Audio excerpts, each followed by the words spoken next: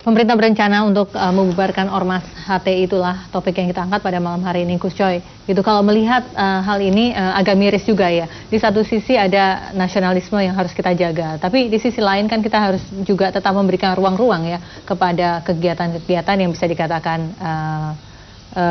cukup keras, baik itu aliran kanan maupun aliran kiri. Silakan. Ini mestinya harus ada pemerintah ini.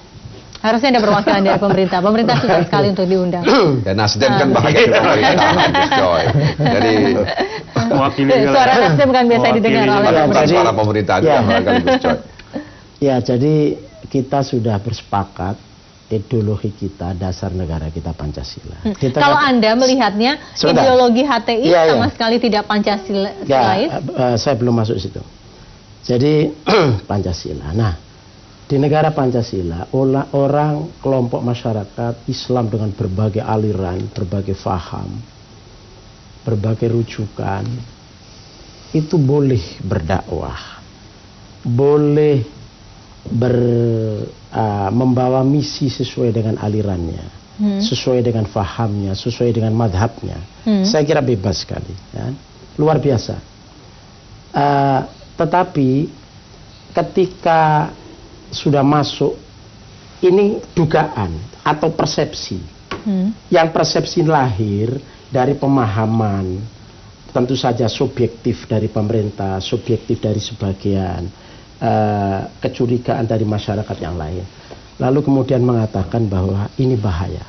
Misalnya, HTI misalnya, dengan mengusung khilafah, persepsi publik, khilafah adalah mau mengganti Pancasila. Disinilah HTI perlu mendeklar diri. Khilafah sebagai bagian dari siasa Islam, gitu. Tapi bukan qot'i Islam, bukan dalil yang qot'i dalam Islam. Ataukah? Ya, bagian dari sejarah Islam saja. Tetapi bagian ini kemutlakan kebenarannya, belum tentu kemudian menjadi relevan diterapkan di Indonesia. Gitu ya. Nah, dalam konteks ini bisa menjadi debatable. Tetapi ketika HTI misalnya, saya mau berjuang khilafah, tetapi saya mengakui Pancasila secara real, saya berwacana tentang khilafah, mau mensosialisasi khilafah di dalam negara kesatuan, dalam ideologi Pancasila. Boleh jadi ini menarik untuk menjadi wacana, menarik untuk didiskusikan, begitu kan? Kita dengarkan kecurigaannya mungkin tidak terlalu jauh. Deklarasinya oleh HTI seperti ini memang menarik. Kita di dalam kampus-kampus diskusi khilafah, diskusi tentang hubungan Islam dengan negara, hubungan antara agama dengan negara, ada yang bersifat integrated, ada bersifat simboisis, ada yang bersifat sekularistik dan segala macam. Ini kan kalau Anda Gus Coy membacanya, sebetulnya nawaitunya seperti apa? Ingin mengganti Pancasila atau bagaimana? Dalam persepsi publik, Ustadz, Hizbut Tahrir adalah mau mengganti Pancasila. Dengan konsep khilafahnya. Iya. Benar tidak Ustaz? Benar dulu, jangan dulu, jangan buru-buru. Yang kedua, dari sisi perilakunya, dakwanya tidak akomodatif.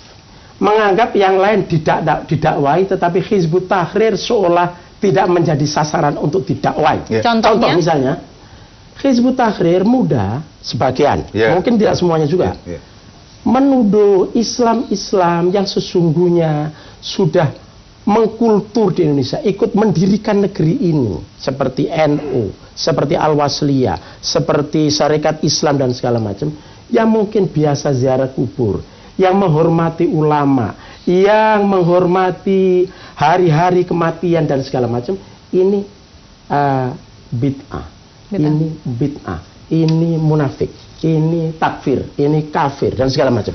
Saya kira yang begini-begini ini kemudian dianggap oleh pemerintah yang menjaga negara kesatuan dan persatuan ini itu intoleransi. Langsung saja ya, supaya tidak lupa. Ya, sebentar. Itu merusak persatuan. Kalau antum bisa menjawab, bisa mengklirkan dengan faham Hizbut Tahrir relevan dengan Pancasila, relevan mungkin di persidangan yang akan datang orang makin tahu, oh ternyata itu Hizbut Tahrir itu top. Malah mungkin mendapatkan Tapi dalam simpati sejarah yang kita terima sekarang ini, Hizbut Tahrir di berbagai negara dibubarkan. Nah, di sini Hizbut Tahrir perlu menjelaskan. Oke, silakan kita kasih saja. kesempatan. Yang pertama saya ingin menjawab tadi bahwa sebagai intoleran, menuduh bid'ah ini dan itu jelas tidak benar sama sekali. Tidak benar? Tidak benar. Kalau Islam yang lain seperti apa? Kita menganggap bahwa kelompok yang lain, organisasi yang selama mereka muslim mengucapkan syahadat la ilaha illallah Muhammadur Rasulullah, mengaji Quran, kitab suci dan seterusnya, mereka adalah muslim. Kita tahu persis bahwa ada perkara-perkara yang yang harus sama. Tadi disebut dengan perkara-perkara yang qat'i, dan ada perkara-perkara yang boleh berbeda. Apa yang disebut oleh Gus Coy tadi adalah perkara-perkara furu'iyat. Itu tidak pernah, jangankan disebutkan, dibahas saja itu perkara itu tidak termasuk. Sebentar, kan ada sebagian katakan anggota Hizbut Kita ini mendengar itu adalah orang persoalangan Hizbut Tahrir. Gini Ustaz, kalau ingin tahu Hizbut Tahrir, bacalah buku-buku Hizbut Tahrir, bacalah website-website Hizbut Tahrir. Tidak ada satu pun apa yang disebutkan tadi ada, nggak ada. Kita membid'ahkan hal seperti Jadi kalau itu terjadi itu perseorangan, bukan konsep Hizbut Tahrir. Kalau ada silakan laporkan kepada saya. Nanti akan saya beri nasihat. Loh iya. Bahwa itu kalau ada seperti itu sampaikan kepada saya bahwa itu tidak benar.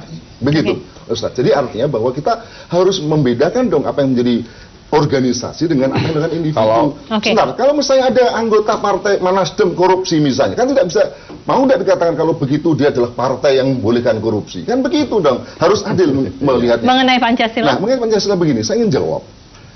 Sekarang yang mau dilihat itu ucapannya atau perbuatannya. Maksudnya begini, ada orang tiap hari mengatakan saya Pancasila, saya NKRI, tetapi tindakannya korupsi.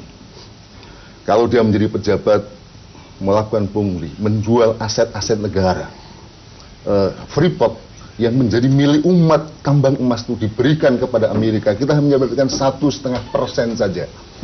Lalu kemudian kebijakan-kebijakannya liberal, undang-undang di Indonesia itu ada 75 undang-undang draftnya oleh asing, bahkan sebagian nyata-nyata liberal, gitu.